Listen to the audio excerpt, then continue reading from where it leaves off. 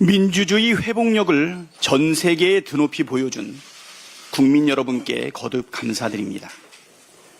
이승만 이후 처음으로 국회는 국민께 드리는 감사문을 채택했습니다.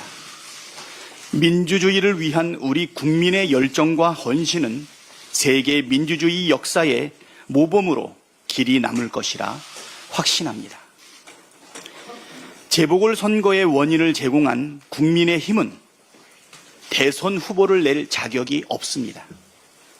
윤석열 파면에 따른 대통령 보궐선거에 무려 4,949억 4,200만 원의 비용이 소요된다는 국회 예산정책처의 추계가 있습니다. 국민의힘이 염치가 있다면 이번 대통령 선거에 후보를 내지 말아야 합니다. 이번 보궐선거는 국민의힘에게 전적인 책임이 있습니다. 국민의힘은 1호 당원 윤석열의 비상계엄 선포 이후 파면에 이르기까지 내내 윤석열을 비호하고 내란에 동조했습니다. 심지어 윤석열을 출당 등 징계조차 하지 않았습니다. 누가 봐도 명백한 내란 동조 정당이자 보궐선거에 가장 큰 책임이 있는 정당 아닙니까? 지난 21대 국회에서 재보궐선거 원인 제공에 대한 책임 및 제재 강화에 관한 법안이 모두 8건 발의됐는데 그중 7건이 국민의힘이 낸 것입니다. 자기 정당과 1호 당원의 잘못 때문에 치러지는 선거에 후보를 내지 않는 것이 국민에 대한 최소한의 도리입니다. 지난 대선 당시 윤석열의 선거법 위반 사건도 수사하고 기소해야 합니다. 윤석열이 선거법 위반으로 당선 무효형을 받기에 충분한 정황과 증거들이 차고 넘치게 쌓여 있습니다.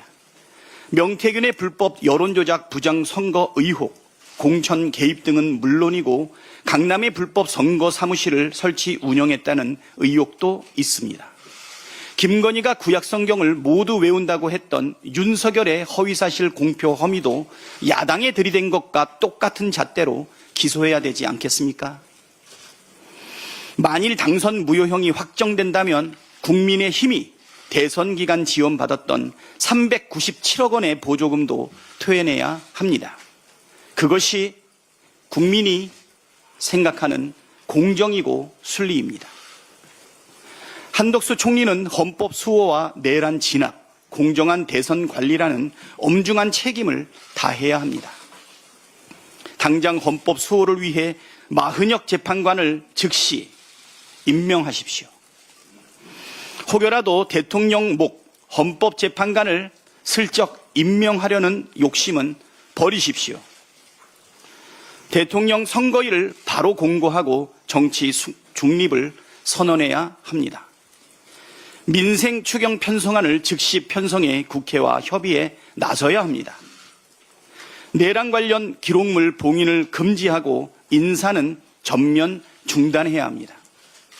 대통령 기록 관장에 윤석열 정부 행정관 출신 인사가 낙점됐다는 사실이 알려지면서 내란 사태에 관련 증거인멸 의혹이 일고 있습니다. 내란에 대한 형사 재판이 진행되고 있는 만큼 관련한 기록물 봉인을 전면 금지할 것을 촉구합니다. 고위공직자 및 공공기관과 준정부기관, 기타 공공기관 인사도 새 정부 출범 때까지 전면 동결해야 합니다. 특히 윤석열 정부 출범에 관여하거나 정부에서 일한 인사들을 알박기, 낙하산 인사로 내려보내는 행위는 일전 중단되어야 합니다. 민주당은 채용 과정을 비롯한 인사 전반에 대해 철저하게 조사하고 부당 위법한 사례에 대해서는 채용에 관여한 모든 자들에게 책임을 묻겠습니다. 이상입니다.